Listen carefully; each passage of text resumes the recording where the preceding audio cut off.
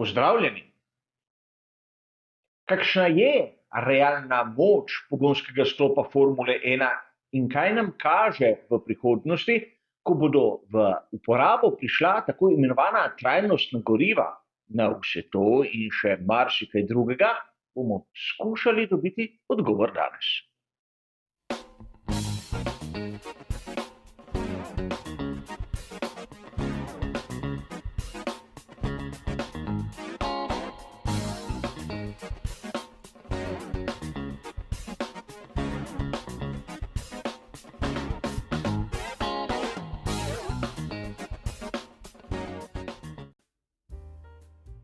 Kdor sledi mojim prispevkom, je verjetno opazil, da sem pogostokrat skeptičen do tistih moči, ki jih navajajo določeni avtorji.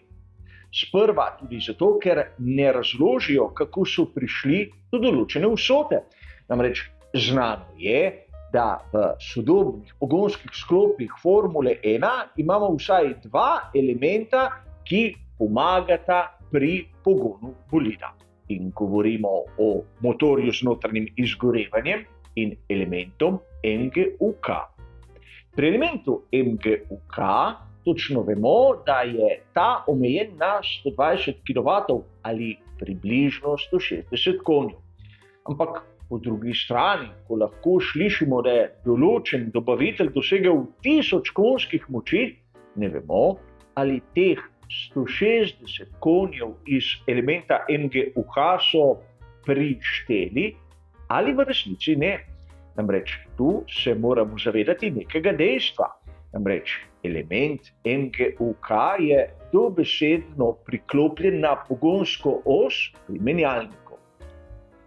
In to pomeni, da ko motor z notranjim izgorevanjem doseže določeno število obratov, element MGUK ne pripomore praktično k ničemer.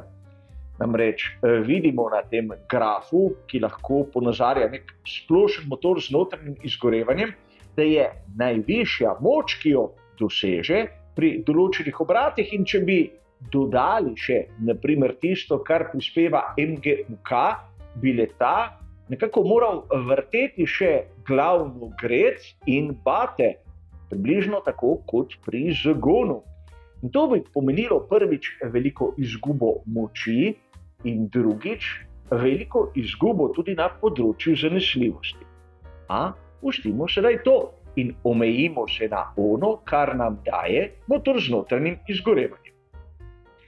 Namreč mnogokrat smo slišali, kako so pri določenih ekipah kar naenkrat pridobili 30, 40 ali pa 50 konjskih moči.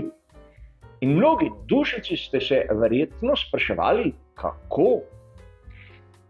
Namreč pogostokrat pozabljamo, da motor z notranjim izgorevanjem daje moč zato, ker pride do izgorevanja goriva. In kako so kar tako dosegli tak porast moči? Namreč v teoriji je možno, da bi imeli bolj bogato gorivo, da bi le-tega porabili več v točno določenem času, ali pa da bi zmanjšali tiste izgube, ki so seveda povsod prisotne, med samo komoro in seveda pogonskim kolesom. A kot običajno tega nam nihče ne razloži. In najprej si bomo pogledali zanimiv primer. Namreč dobro nam je znano, da v bolidih Formule 1 imamo gorivo, ki je izjemno podobno tistemu, ki je nam, navadnim posameznikom, na voljo na bencinskih črpalkah. In tu verjamem, da marsikoga zanima, če bi gorivo iz bencinske črpalke delovalo v bolidu Formule 1. V principu da, le tekel ne bi gladko in podobno bi bilo, če bi tisto gorivo, ki je za bolid Formule 1, prestavili v osebni avtomobil, ki bi kar naenkrat tekel malce bolj gladko, malce hitreje, malce bolje, ampak ne toliko, da bi bilo bistveno. A znano nam je nekaj. Na veliki nagradi Formule 1 lahko bolid porabi 110 kg goriva. Znano dejstvo. Ampak koliko je v resnici 110 kg. Če malce zaokrožimo in vzamemo pretvornik 0,8, to pomeni, da 110 kg goriva je 137 litrov in pol. In seveda, če to delimo z 300 km, da imamo poenostavljene številke, dobimo, da je bolid Formule 1 porabil za prevoziti 100 km 45 litrov celih 8, ali zaokrožimo na 45 litrov. In po drugi strani lahko vzamemo neke splošne podatke navadnega osebnega avtomobila, ki ima danes kubaturo okrog 1000 kubičnih centimetrov, moč 120 konjev in porabo 6 litrov na 100 km. Govorim v nekih zaokroženih, posplošenih vrednostih. A če primerjamo 45 litrov in 6 litrov za prevoziti 100 km, bomo kar takoj ugotovili, da je razmerje približno 7,5, zopet zaokroženo, da ne bo pomot, gre samo za primer. A če po drugi strani vzamemo tistih 120 konjskih moči in jih pomnožimo z 7,5, dobimo vrednost 900 konjskih moči, kar je pa približno tista moč, ki bi jo moral imeti motor z notranjim izgorevanjem v pogonskem sklopu Formule 1. Torej, za tisto samo moč, ki jo proizvaja pogonski sklop, je pravzaprav pomembno, koliko goriva lahko porabi v določeni časovni enoti.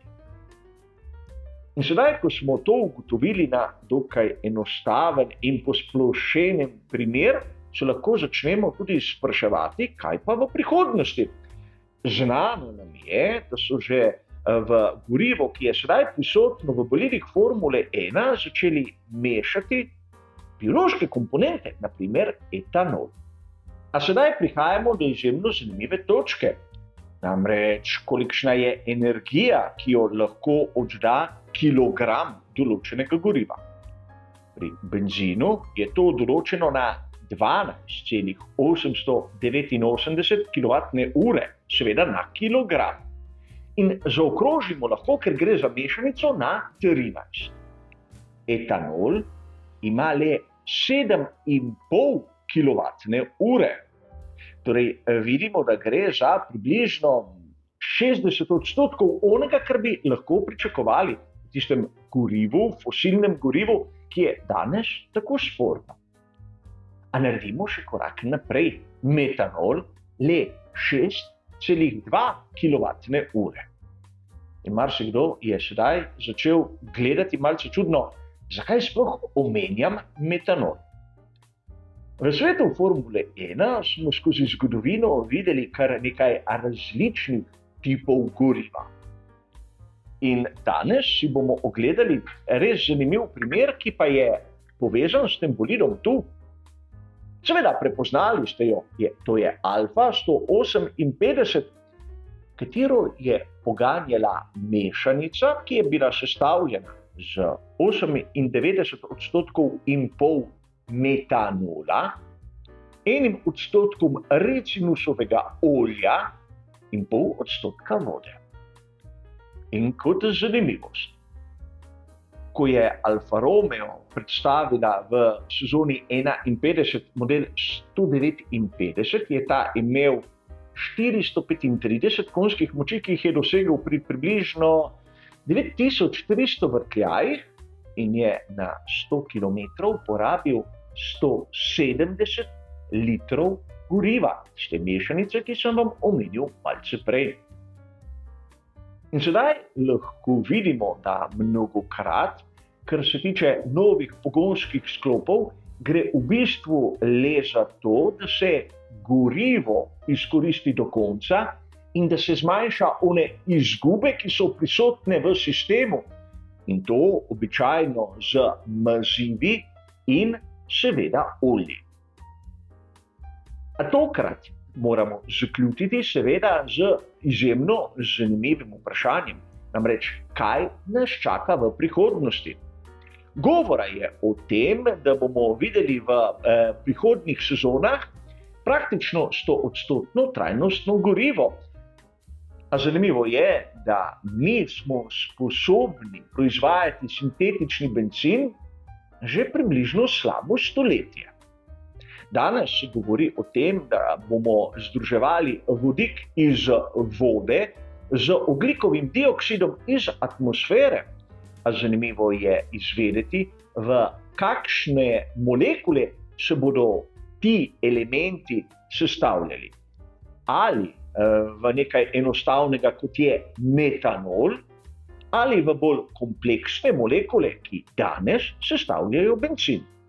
Od tega je tudi odvisno, kako močni bodo pogonski sklopi v prihodnosti, kajti videli smo, da je vse odvisno od goriva.